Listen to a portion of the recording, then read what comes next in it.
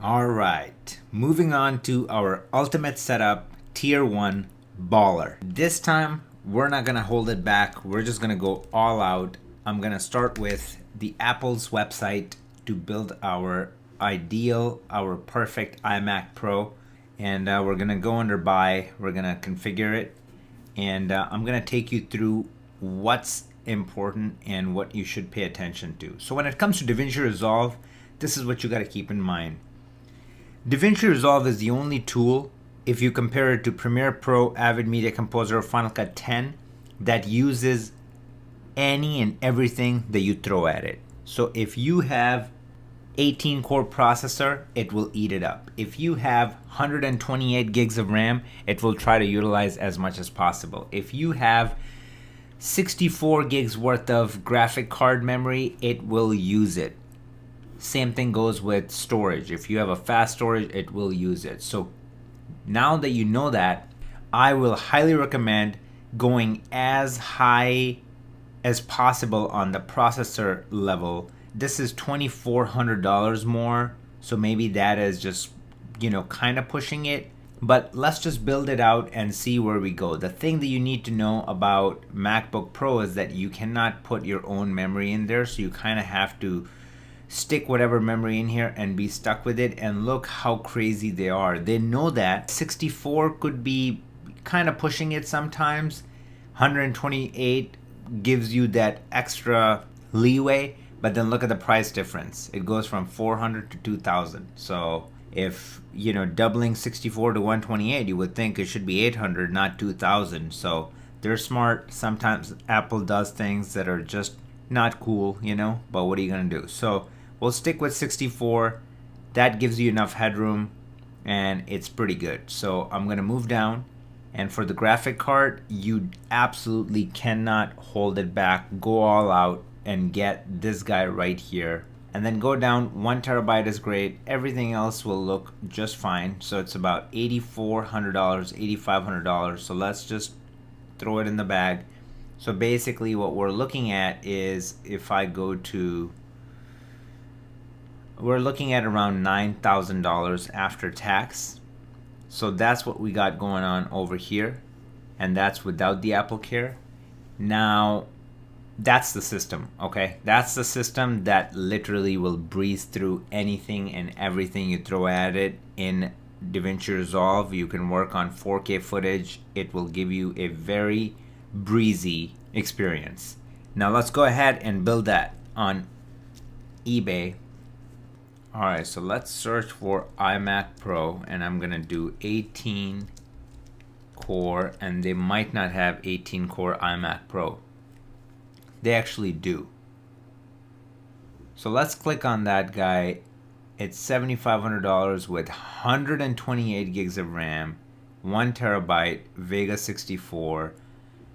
Okay, so think about this.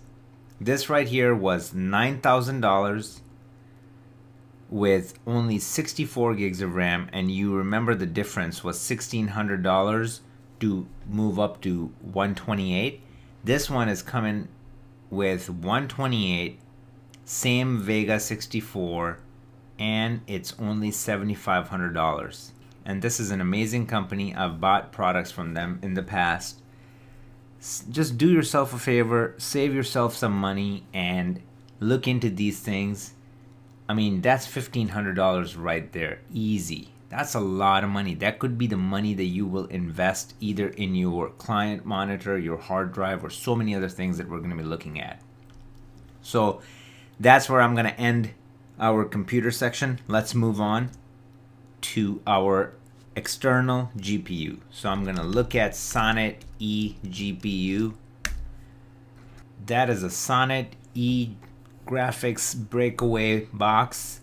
Basically, you can plug in a full graphic card in there, and it has a Thunderbolt 3 connection that goes into your iMac Pro and gives you an additional graphic card, which is an absolute must. I'm running an iMac with the same breakaway box, and I have another Vega 64X, and guys, if I turn that off, the difference is noticeable. And when I have that running, The performance is unreal.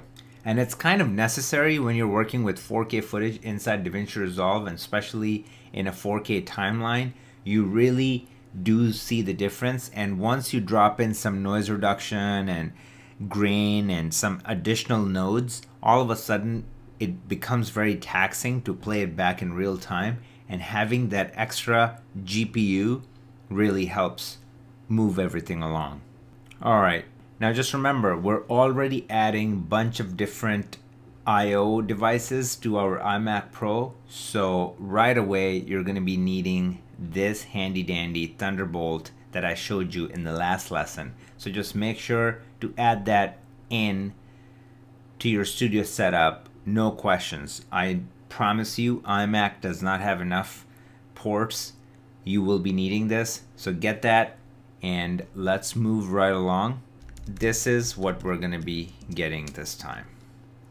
I know I said baller tier 1, so you were expecting the $30,000 advanced panel, but it's baller, it's not ignorant. We're not going crazy with this. We're still going to be reasonable.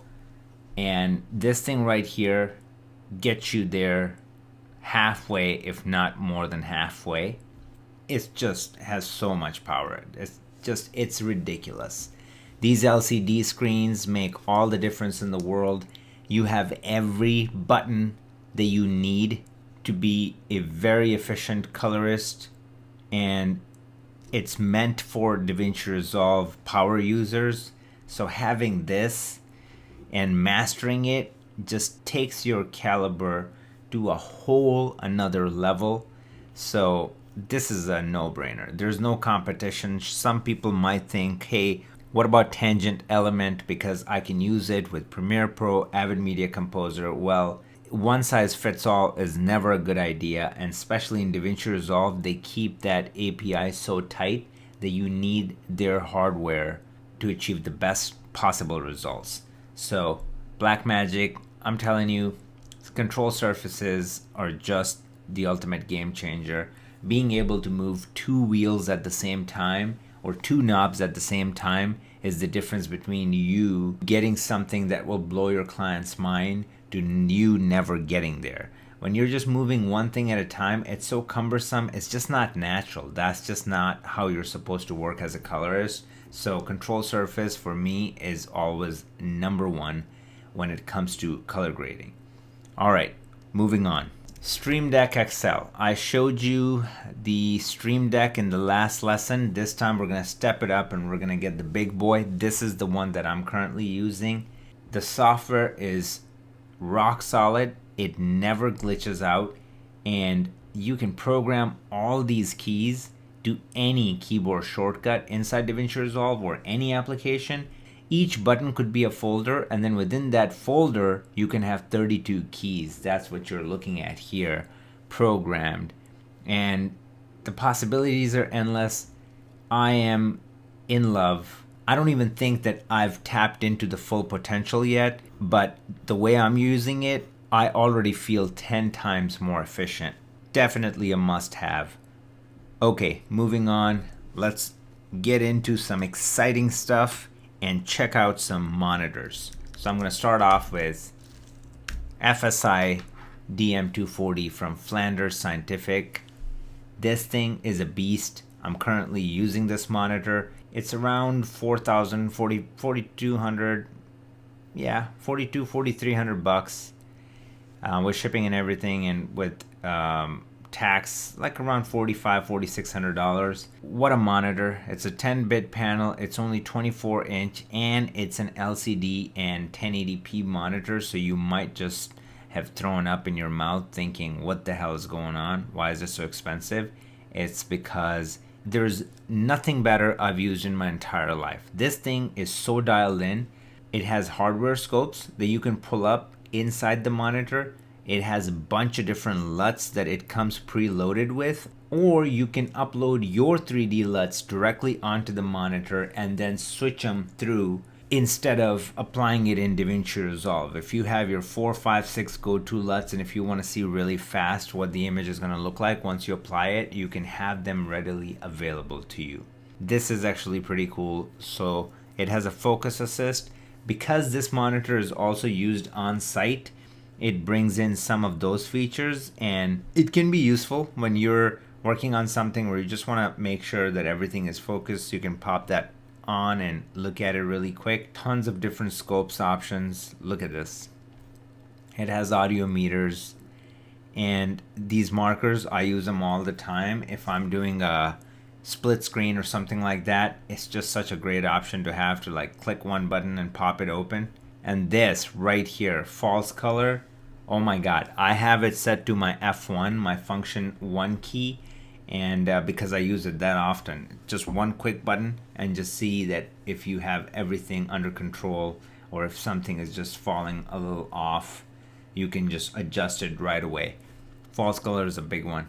All these features you can go through and just take your time reading through it. It has an HDR preview mode. Now this is not a real HDR, so I don't recommend using that to actually color grade, because look at that. So it gives you sort of like a preview, but just remember, the biggest thing that differentiates HDR from SDR is the brightness, and this monitor peaks at around 350 nits, and that's SDR limit. For HDR, you got to start off at like 500 and over. So this is not enough. See, it says right here, clipping at approximately 300 nits. So it's not necessarily enough for HDR grading. It'll give you a preview. It'll give you a taste. But I wouldn't recommend using it for HDR grading. There you have it. I mean, it comes with tons of features. Excellent choice. Now, a competitor in this category to this monitor has to be a Sony PVM, this guy right here, A250. So let's look at the 25-inch, which will be similar to what we were looking at. Differentiator between this monitor than the other one is, one, it is about $1,800 more, and for those $1,800 you're pretty much getting a OLED screen. So that's the pro if you want to go this route. I'm gonna be honest, LCD doesn't really bother me, so to get a monitor for $4,300, I would rather take that over Sony. And also, I've heard a lot of people complaining about the Sony monitor, that it usually has like a little green cast. You have to get it calibrated after owning it, and that's kind of a bummer. If I've dropped $6,000 to get a monitor and then I have to pay additional $500 to $800 to have it calibrated, I don't know. Whereas DM240, I can attest and tell you that this monitor is insane. Now, the new kid on the block that's not even out yet, I have to mention. I just have to, and it's this guy right here. For the specs that I'm reading, this is looking more than just Apple's new technology, new thing, something that they're hyping up. It is capable of something more than HDR, XDR, extreme dynamic range, and it has peak brightness of 1600. The contrast ratio is exceptional. It's 32-inch. I don't know. I might just try it. I'm not kidding. I feel like, look at the sustained brightness is 1000 nits. I mean, this thing is HDR ready like nobody's business. P3 gamut, which is super wide. I don't know, guys. I am actually thinking about, I might, this will be a reckless move, but I might sell my Flanders Scientific when this thing comes out and pick this up. But I will wait to read the reviews and just make sure that it is what they're promising that it is. And if that's true, I might pick it up. I'm going to be honest. So those are your options right here. These guys are not going to let you grade HDR footage. This will be the only monitor in this price range that's going to let you grade HDR footage. Your next closest monitor that will let you grade HDR footage, it's going to be this guy right here. That's going to be your next monitor that's going to let you grade high dynamic range HDR footage. And let's just look at the price. So yes, they discontinued it. You have to just look for it. Google it and see how you can find it, but obviously I cannot find one for sale. Let's just look at eBay, but I'm pretty sure they're not gonna have it.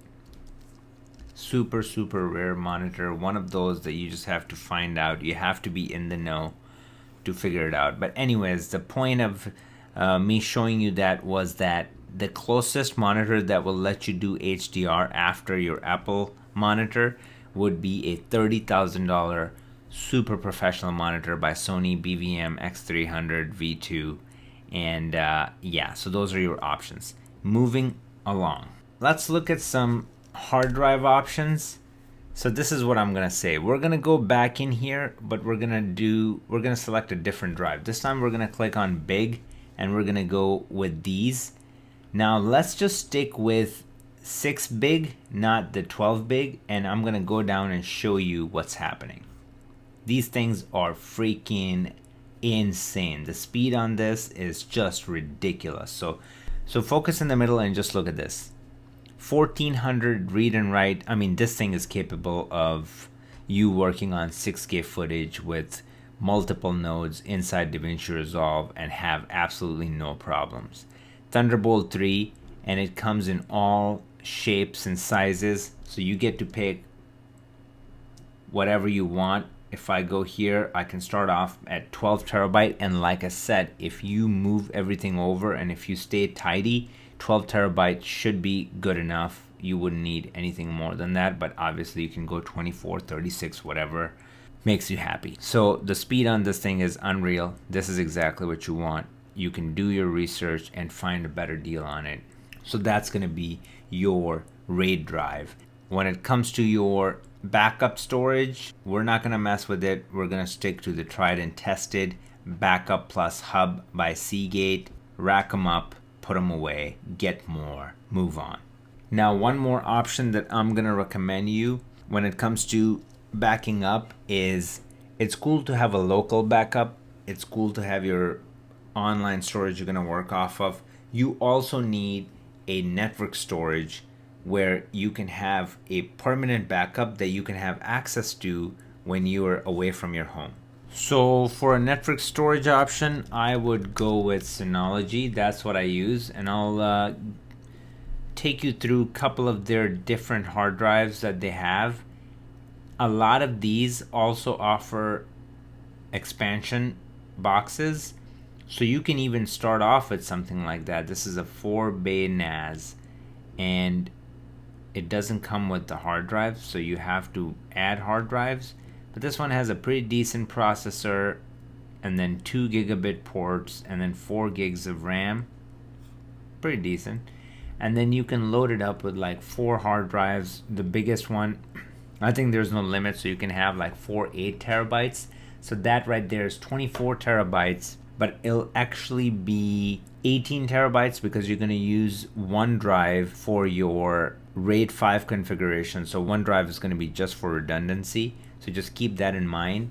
But I highly recommend having something like that. Then I could be in Chicago, I could be in New York, and I can access all my data through here, and I can pull whatever I need and never feel stranded. All right, enough on the hard drives. Let's move on to more fun stuff. Now we're going to check out a client monitor. This time we're going to step up our game, and we're going to go with the Panasonic FZ1000 OLED, and this is a very tricky, hard to find monitor. And the place where I found this was, let me try this, Film Tools.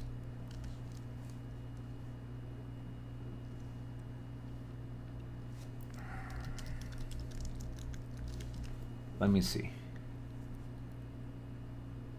So if I do Panasonic OLED, yes. So this is the monitor. It's the FZ1000U. See, it's the craziest thing. I mean, you can't even find it when you Google it because it's just such a hidden gem. This thing is everything, okay? This makes the LG OLED and everything look like a child's play. This thing is made by the same people who made your Flanders Scientific monitors, your Sony high-end $30,000 monitors, and they brought in their collective experience to this beauty right here. This monitor is being used by some of the top color grading companies right now, and they're using this to grade on. They're not using this as a client monitor. They're actually grading HDR content for Amazon Prime. As a matter of fact, I'm actually thinking about upgrading to this. I have clients asking for HDR work now, and I feel like it's right around the corner. It's going to happen anytime. So I'm going to start practicing, and in order to do that, you need to have a HDR monitor. So it's either this or Apple's new monitor. It's factory calibrated, so you don't even have to mess with it too much. Once you get it, you're ready to go. Moving on with the lighting, I'm gonna take you back to our Medialight website. This time we're just gonna go big, and we're gonna get the bias lighting for a client monitor, and that's what I'm currently using. I have one behind my 55-inch on the wall, and it illuminates everything evenly. So when I'm grading, that's the only light that I have on, and then I just get going. That's going to be our bias lighting. You absolutely need that. And now I'm gonna look up Ultra Studio 4K HDR. This is the thing that you're gonna need. So this is the Ultra Studio 4K Extreme 3. This tool is kind of expensive, but that's the only product in Blackmagic Designs lineup that lets you output HDR content to your client monitor or to your broadcast monitor. Let's just go quickly again over the client seating. Obviously, when you're gonna have a baller setup, you're gonna need something nicer than a $250 basic B couch. So use your interpretation, go as crazy as you want. The point is that you need a seating area for at least 2 to 3 people. All right, now I want to talk internet, and this is it. This right here. I'm not looking at anything else. This time I'm focusing on fiber optic. Max it out. Have the fastest internet that your service provider has, and switch your service if that's what you need to do in order to get fiber optic. This is what I'm using right now. It's a gig down, gig up. I have gone full remote for the last 2 years since I moved here, because this is faster than me driving to my client. It's too fast. It takes me about 4 to 10 minutes to upload a 40 gig file or download a 40 gig file, and that right there, my friends, is a game changer. So fast internet is everything. I pay not even that much for it. I only pay $80 for it because in my area, it's just one of those services that it's just almost the same price as broadband. Some places might have it for $200-300 a month. Again, it's a business expense. You're gonna get a tax write-off. It's something that you just have to invest in. That's that.